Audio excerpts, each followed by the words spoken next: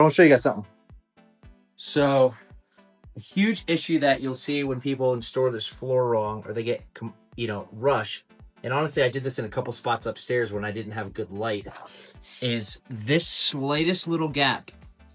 It looks like, I mean, it could even be slightly smaller than that. Stops you from locking.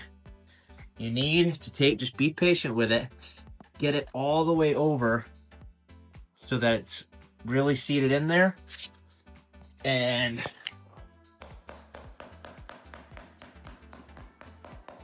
we'll tap in and we're perfect. Go! So, let's see if we can show you in here. So another thing, when we're looking at this floor, see the springiness? Maybe you can see that. There we go. That little bit of tension. Now all intents and purposes, the flooring looks down. Looks like it's in.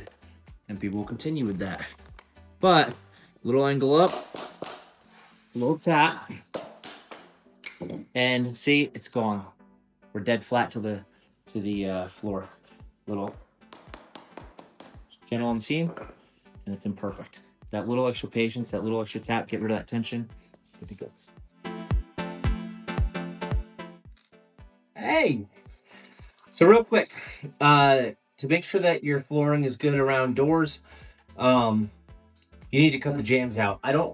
You can get a jam saw, like a hand one, and I don't really love those. One of the best tools, multi-tool.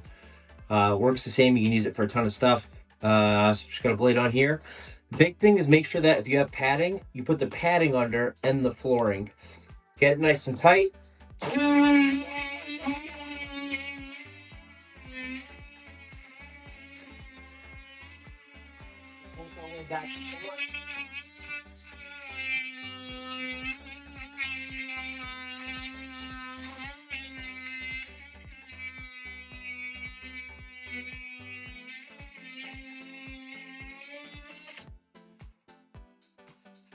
Get the piece out, and then slide your material under, and it's pretty tight there.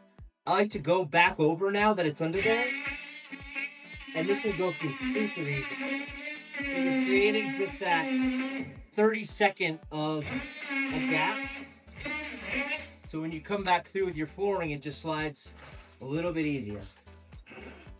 I'll come through with a vacuum and actually do this right, or get it cleaned out right.